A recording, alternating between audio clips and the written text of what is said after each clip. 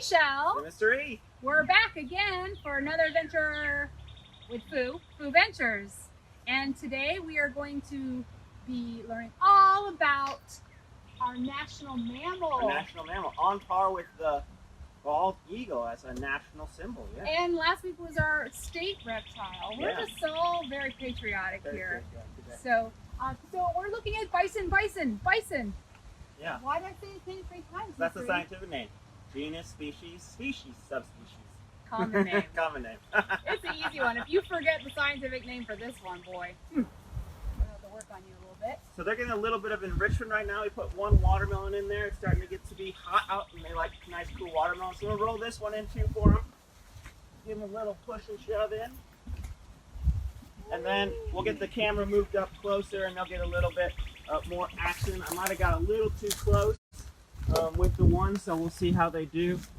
Usually like to keep them a little bit more apart, as one's a little more dominant than the other one. So we'll see some nice interactions between the two sisters going on. Lakota and Sioux, named after some Native American tribes that were typically going to be hunting these big megafauna.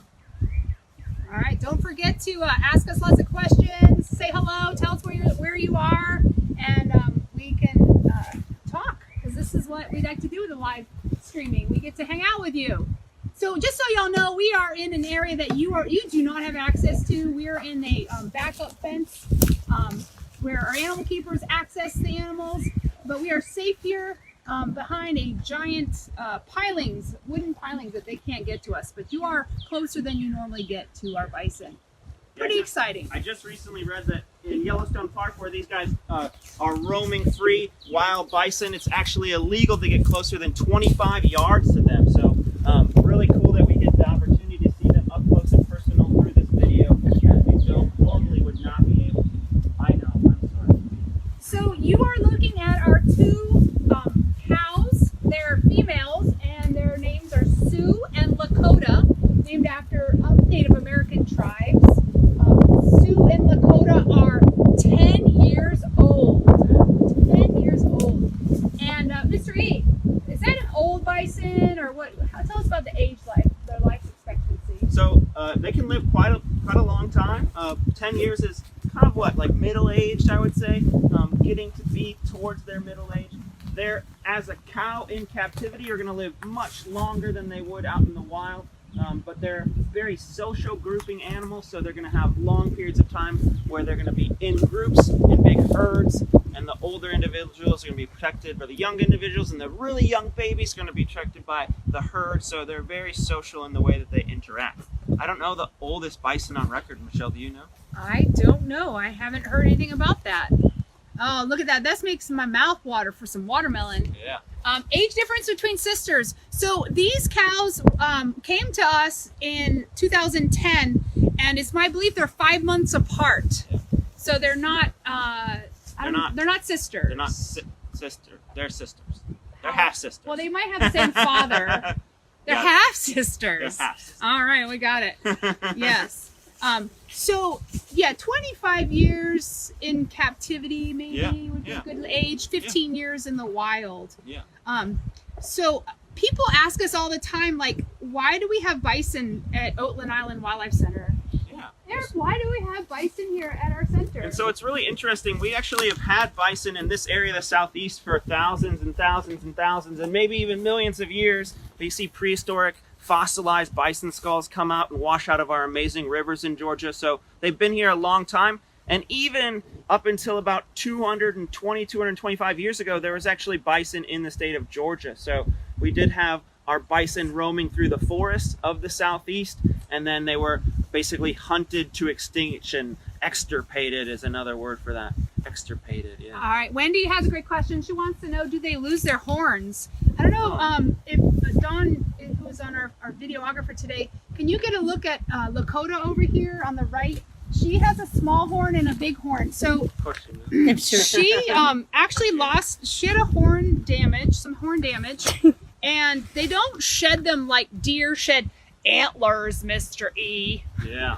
He uses the word horn a lot. These are horns. Their horns are made out of fingernail material, keratin, and they don't lose them. and well, I guess they can, but they are vascular. There's blood tissues going to them, and if they break off, it could be very bad for them.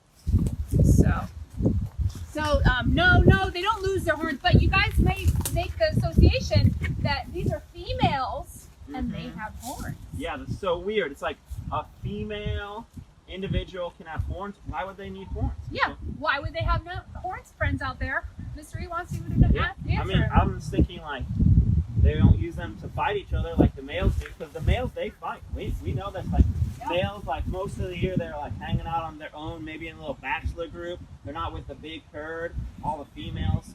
But then when they want to get some breeding season going on, they'll come in with a big herd and start mixing. And one male say, nope, that's my territory, and they'll start fighting. And what's really, really cool is that these territorial disputes will happen from year to year in the same areas, in the same population, and that helps because then other males will get scared away and go and visit another herd, and so it's good for the population, good for genetics.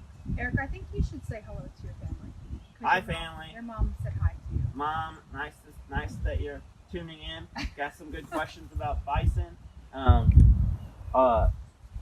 Maybe in our area in the Midwest, you see a lot more beefalo than bison. Charlie's here. Charlie!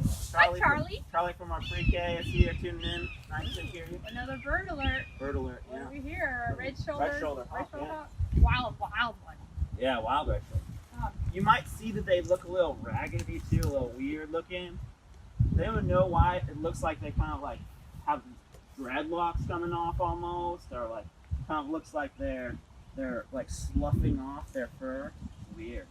That's awesome. It comes off in blankets. You don't even have to do any felting. It's already ready to go. Super cool. Yeah, they're getting hot. They're getting ready for their summer coat. Yeah. So they're losing that winter hair. Michelle, will you tell me the difference between this animal and buffalo? Oh, see, they're commonly, there's a misnomer that they call them buffalo. I've done it too myself. Yeah. No, me too. All the time. So when our European settlers came over and they saw this animal grazing by the millions on our prairies and our plains, they went, oh, look at it, it's a buffalo, because that's what they knew. That's what it reminded them of.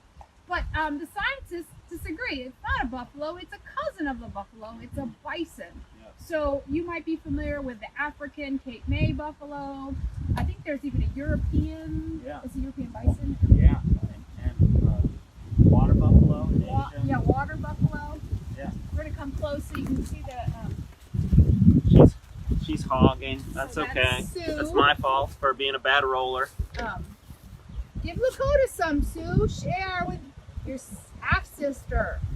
We'll get Lakota some treats here in a little bit. So if you call them buffalo, we know what you're talking about, but just you can teach everybody that they're really called bison. Yeah.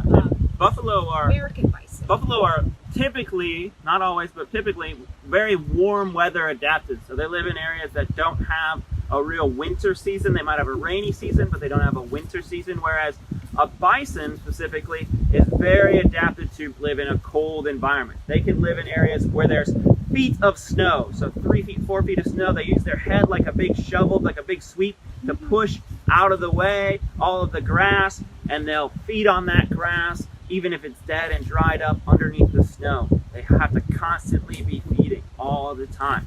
They're also very, very much cold weather adapted in that long fur forms a blanket of tight curls that keeps them nice and warm. Nice and warm. All right, we got more treats. Yeah, I would go way into the pond. Way in the pond. Okay, first I want to answer some questions that are coming in. Thanks for asking questions and hanging out with us. How old are they? So they're 10 years old. They were born in 2010. We got them in 2010, but they were already pretty full size when we got them.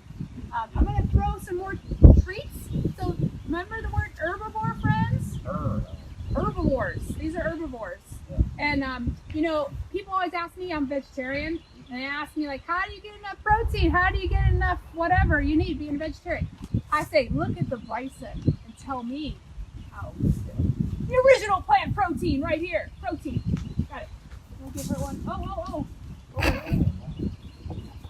Well, I'm trying to give one to Sue. Well, she'll get one. Go get it, Sue. We're getting apples, by the way. Apples and watermelon today.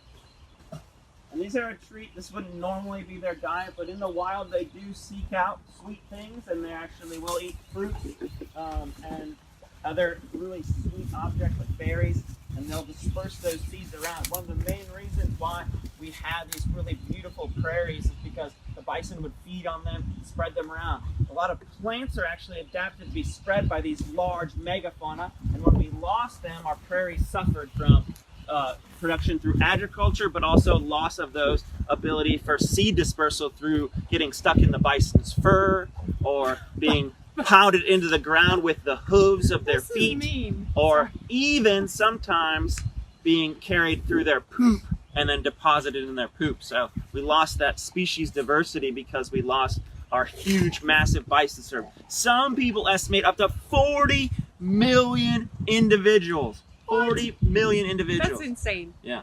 Bobbing for apples is pretty great. Yeah, so bobbing for apples, this is where it came from. Yeah, Tatanka.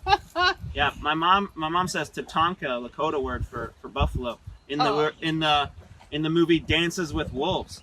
The etymology for their name is really interesting. They think it might be from French trappers that came over that first saw them, started using the word bœuf for beef for French. The French, yeah.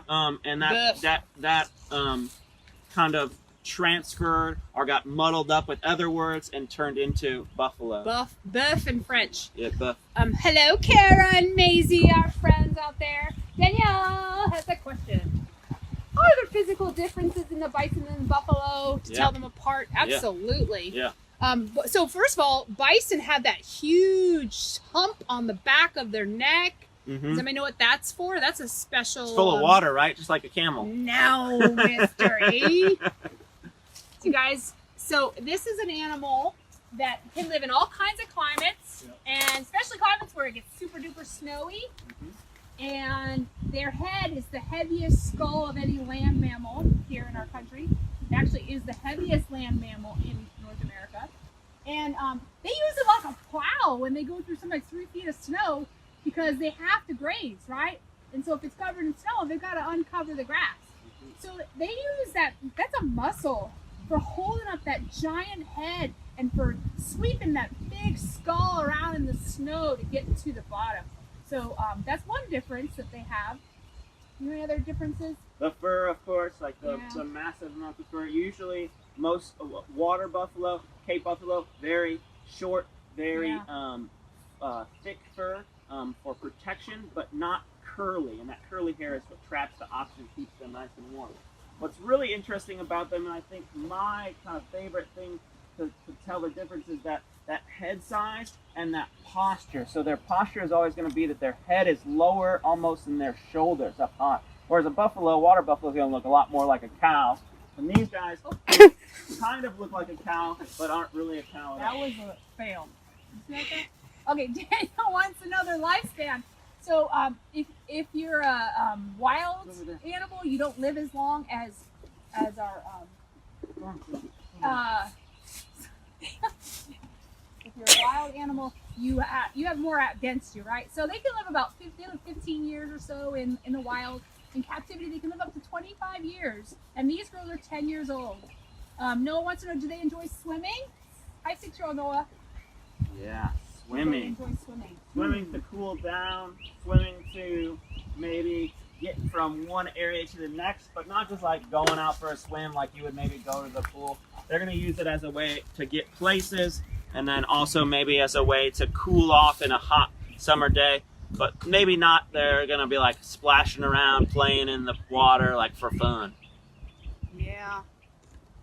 Oh, watch that chewing their cud. They got that cow. Very, very similar to cattle. Mr. E, tell us a little bit about their genes. These two. Their genes? Yeah, about their genetic makeup. Like, are they 100% bison here, or what are they, do you think? I got distracted by a bird. Sorry. They are probably have a little bit of cow genes in them. What's really cool is they're so closely related to our domestic cow, bovine, that their population was so small that they interbred with cow in the wild, cow that got loosed, and created this kind of mixing of genetics where it's hard to find a fully genetically pure bison. So oh, you know what I heard? Yeah. I heard that in Yellowstone, that is a prehistoric population. Yeah, the ones in Yellowstone are probably the most pure in that they came from a Canadian population and they were repopulated there. So there's maybe about, they think, somewhere between 90 to 120,000 individuals that are pretty genetically pure, meaning that they're more closely related to what we would have seen pre settlers who brought their domestic cows over. But really kind of crazy to think about that we had this massive population that went down to a few individuals, so a genetic bottleneck. So maybe those cow genes weren't a bad thing because it enters new genes into their DNA. Maisie wants to know, she's a great question, where do they sleep? Yeah. So, probably not in the water. No. But anywhere they want to, Maisie. Yeah. Maybe they're coming to your house tonight. Let us know if they do. They love to sleep in nice soft bedding, curled up, and they also in their food. They sleep in they their would food. love to sleep on top of their food because that's a nice soft straw hay mixture. They like to bed down it, and then they also, I think, really love to dirt bathe and make wallows in the dirt. And so these wallows are really good for them to hang out and to bathe in as well. So I want to tell you guys my favorite thing about bison. Bison create habitats. So we think about animals, we think about them living in habitats. Well, they actually are the creator of habitats. If you can think of what habitat they create, type it in right now. What kind of habitat? So think about habitats can be forests, they can be, let's see, oceans, ponds, meadows, marshes. So which swamps, what habitat do you think a bison creates? And if you think about the subspecies, there's two types. There's a woodland and there's a plains bison. That might give you a hint. So if you guys know the answer, type it in, tell us what you think. And how would they make this habitat? Just think about it for a second. I'm going to give you a second. I'm going to tell you. Let's see what you guys know about out there. Special thing about this animal. But the only problem is that when you take bison off of their habitat will disappear. Okay? Because the habitat will change into another habitat. Whoa, I'm getting so mysterious. Hey, your mom knows the answer. Marsha knows. It's the prairie. Stacy, you got it. Daniel got it. Danielle. So got it. this is great. Prairie, grassland, and plains are all almost synonymous with what we're talking about. Grasslands is probably like the big, overarching. Plains is what we like to call them in America. And then prairie is a very specific type of habitat that can get broken into different types and depending on the soil and depending on where you're at. But prairie is so important for our bison to have. So a prairie is a grassland, and so this is a grass-eating animal. So what they do is when they had these herds of millions roaming across, they would eat their way through these little tiny trying to grow up forests. That all the saplings and all the little trees would disappear, and it would turn into a grassland again. And then they would go to the bathroom and spread seeds and fertilize. They would grow. So pretty amazing animal that it can create a prairie, can create a grassland. Now fires create prairies too, so there are other things, but we're suppressing all those things. And when we're stopping fires from happening because of our shopping areas, our housing areas, whatever, we are going to lose the prairie. And there are animals that will only live in prairies that we could lose too. So now, Ms. Reed, tell us about another thing that they create on the prairies that helps other animals.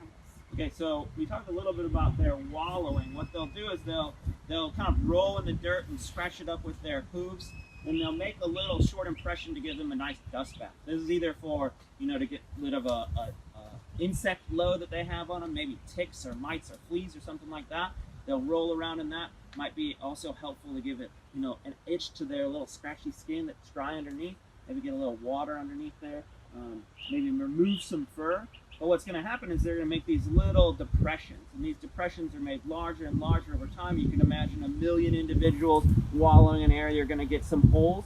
Those holes will actually grass over, and then when we get big spring rains or even fall rains in some areas, these will turn into vernal pools, and these pools are used by species of toads and frogs to lay their eggs in to create habitat that can create more biodiversity in our prairies. So really cool that they give these little water sources. Also important for migrating birds too. So very, very important to have our bison in the prairie. Yeah, so they're prairie makers. They're really important animals. It's our national animal after all, right? You know what I heard, Mystery? I heard that sometimes they wallow to show off their athletic ability when it's breeding season, so they can show the girls like, "Woo, look at how nimble and strong I am." Yeah, like look at how I can jump up really quick. Yeah, I can roll on my back, put them to a headstand, super fast. 50 push-ups. It's like breakdancing, right? Like buffalo breakdancing. Ooh, yeah, that would be good. We can learn a lot from buffalo. Yeah. Bison. Bison, yeah, right? Well, I used buffalo, yeah. Shouldn't have done. We know it's okay. We forgive you, Mystery. Yeah. It's a nickname. I think it's really cool too, and I don't know if it's easy to see this or hard to see this, but from a scale size, a human is like maybe like average, like 150 to 200 pounds, maybe bigger, maybe smaller, it depends. But they are very, very, very large. They might weigh 50 times more than a human if they're a female, almost 100 times more if they're a male. They are very, very, very large individuals. Yeah. I said 100, I meant 10 times. So 10, 50 times, yeah, that's right. Yeah, I've heard they get males can get up to 2,000 pounds. 2,000 pounds? Yeah. That's insane. But these are females, so they're going to be a little bit smaller, almost half the size of a full-grown male. Yeah. Our cow is actually bigger than our bison, which is kind of crazy to think about. Yeah, and then just remind, oh yeah, we got a little friskiness going on. It's always fun. Males and females both have horns, so you can't tell the sex by looking at horns or not. I almost said antler. I'm doing the reverse of you, Mr. Eric. But you can, if you had a male and a female side by side, you might be able to tell by size. But right now, you can't tell about two females. And then the males their hump will get larger on the side too. They'll use it for fat storage, and so it'll get bigger and larger, wider out, look like a saddle almost. And we'll have kind of bigger shoulders, but usually it's the size. How much do they weigh? Do you know how much these girls weigh? I think these guys are around 1,000, probably like 800 to 1,000 pounds. They don't weigh as much as our cattle, yeah, our cow does. And we can't get them on a scale. No. So the way that a lot of farmers will weigh is they'll take their trailer over a big scale that's in the ground, and then they'll load up their livestock, and then they'll drive over the scale, and they can say that that's how they weigh them. But we don't have that ability to do that here, so we kind of guesstimate what they are by their size. So somebody wants to know, do we brush them? No. This may be one of our more dangerous animals at Oatland Island Wildlife Center, just because of their unpredictability. So we don't go in with them. Yeah, we keep hands off them. We can brush them by offering items to them that they can brush on, like Christmas trees or rubbing posts throughout their exhibit. They'll use the fence to brush on, but typically that hair just falls off. Yeah, and it's super soft. So if you ever come to Oatland, ask Miss Seashell if you can touch some bison hair, because we have some hair in our teaching pits. We can let you feel it. It's super soft. You think it would be like scratchy and coarse? Oh no, it's amazing, amazing stuff. You got a question of how did they get here, meaning here to Oatland? They were like really small when they got here. What, even like 100, 200 pounds, 300 pounds? I don't know. They're like about little, 6 months right? old. 6 months old. So they weren't nearly as big. They came in on a trailer, load them into the exhibit, good to go. They came from Midway, Georgia. Yeah. Not There far actually away. is a bison farm fairly close to Oatland, though, in Darien, Georgia. Yeah. And they are really, really interested in producing bison meat there. So they're growing bison for producing meat there. It's a very lean, very healthy meat. They're over there. I know. Yeah. This is Lakota. Yeah. She's a little bit more subordinate Yeah. than Sue, who's in a little more focused. Kara, where are they from? So they came from Midway, Georgia, from somebody's like petting zoo or something. I'm not exactly sure where. Hobby Farm. We bought them for our center. Yeah, Hobby Farm. That's interesting. So I wanted to ask a question of you guys. Okay. If you had some bison hair, what would you make with it? Ooh. If you were doing some primitive skill making, what would you make? Because I know that Native Americans used to use every single part of the bison when they would hunt for them. And I've actually seen cool, awesome blankets made out of bison hair. It's pretty amazing. They ought to make earmuffs. Earmuffs? Yeah. My ears always get cold. I like their little hair on the top of their head. I wouldn't, maybe not. I want a little hat that looks just like theirs. A little bison cap. Yeah, look at their little hairdo. Yeah, Super cute. they got a little throw action. Why going do on. they like Christmas trees, Mystery? It's a good question. So we talked a lot about this, and I think you guys, if you think about it, think about the morphology of the animal, why they would like Christmas trees. So we talked about the length of the skull, the number of scent receptors. They use their smell for finding lots of things, specific plants they like to eat. So Christmas trees, if you've ever had a Fraser fir around, any type of fir, beautiful, beautiful smell. So they're gonna really enjoy that smell. They like to rub on it for itching and scratching, and then they just like to toss it around with their head too. And I don't know if that's for fun or if that's for showing off, but one of the two. So these bison came from Camp Tree of Life in Midway, Georgia. Yeah. And I don't know, I did Google it this morning, and the last news article I saw about it was from 2008. So I'm not sure if they're still open or not, but they used to be open on Saturdays. Like Eric said, it was a hobby zoo, a petting zoo, only open on Saturdays. It used to be. Yeah. I don't know what's going on now I haven't heard. over there, Camp Tree of Life. So American bison, look at this. We are getting such excellent views today. Michelle, we're going to talk about morphology a little bit, about their face and about where their eyes are. I think that'd be a cool thing to talk about. Oh yeah. So I'm gonna ask you guys a question. Is this a predator or is this prey? Prey animal. Type your answers. Predator or prey? Remember, it's the largest mammal in North America, so that might throw you off a little bit. Maisie wants to make a blanket, just like me. Me too, yeah. Maisie and Kara. Yeah. Maybe we can. I might have enough saved up over time. For crochet. Oh, yeah, they're great for crocheting. Yeah. Danielle says Olivia's 9. Hi, Olivia. And she wants to know if they get baths.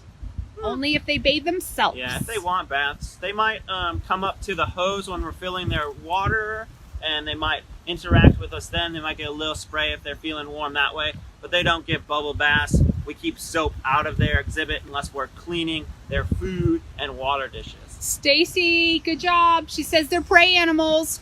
So a prey animal has to have some awareness all around them, don't they? Yeah. They got to know what's coming around. So what kind of animals would be a predator of a bison? Ooh. We talk about prey, but who's a predator? Because this is a big animal, and you have to be pretty daring to go after this animal. Yeah. Or at least going after their calves. Who would go after you, Sue? Nobody here, because you're so adorable. Somebody here.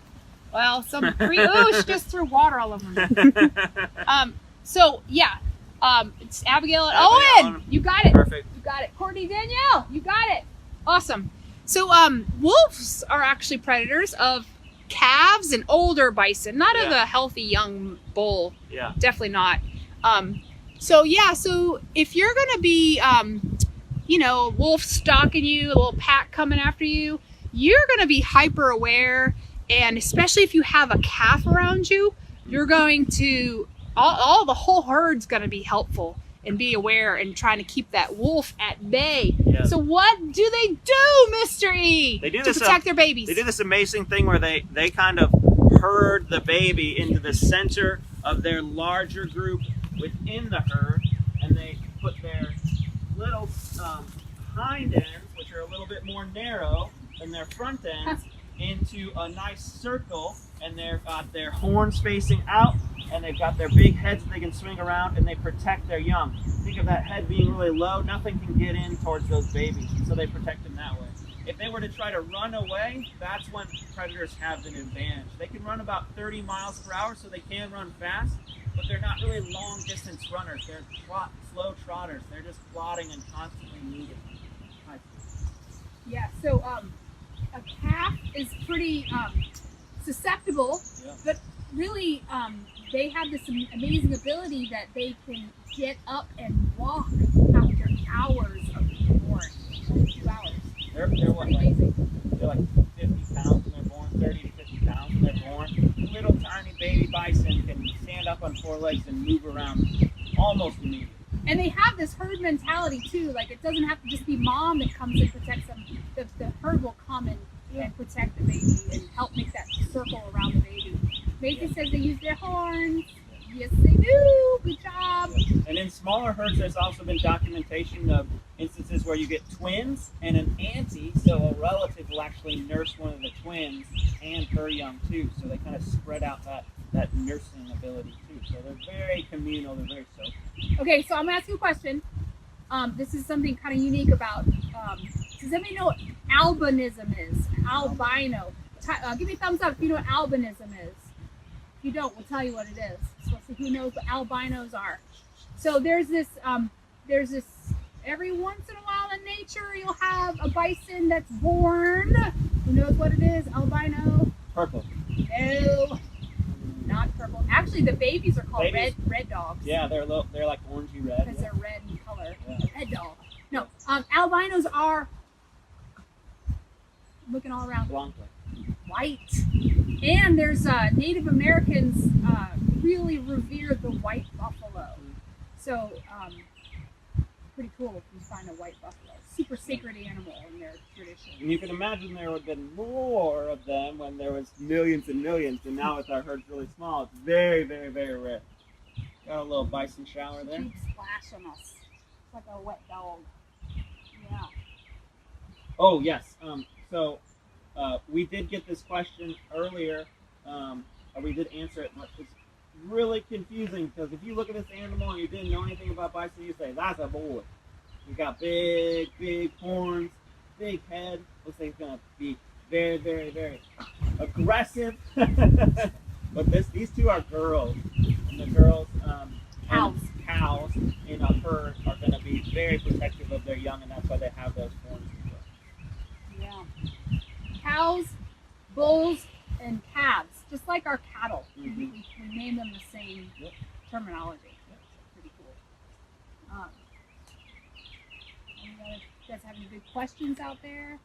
Hey, we're gonna wrap up with final questions. Make sure you get them in. We're gonna tell you that. Remember, we're on channel 195, so tune in to Comcast channel 195.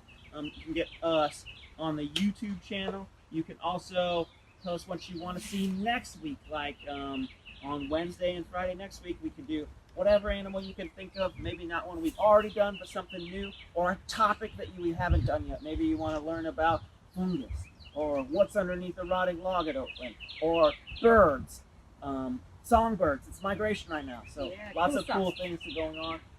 Put some topics down there. We'll try to choose one that fits with our Alright, we're going to end with, can you tell them apart? Yeah. Okay, so who's walking towards us? Oh, okay, so you look at their horns in our herd of two. And their side. You can look at their horns. That's the easiest way for me to tell. Yeah. Because Sue had a horn injury. So you can tell who has a horn that's a little bit off-sized, a little bit. Mm-hmm. There she is to the right, coming towards us. And Lakota does not have a horn injury. She's a little bigger. She's also more dominant. Yeah. She acts a little more bossy. Yeah. So that's a good way to tell. Well, thank you, friends, for joining us today. It is a beautiful day out there. Please go out and see something in nature, explore, learn. Join us again next week for more wildlife. Yeah. Or plant life. Yeah. Stay safe, guys. Go out and explore. Keep your distances still.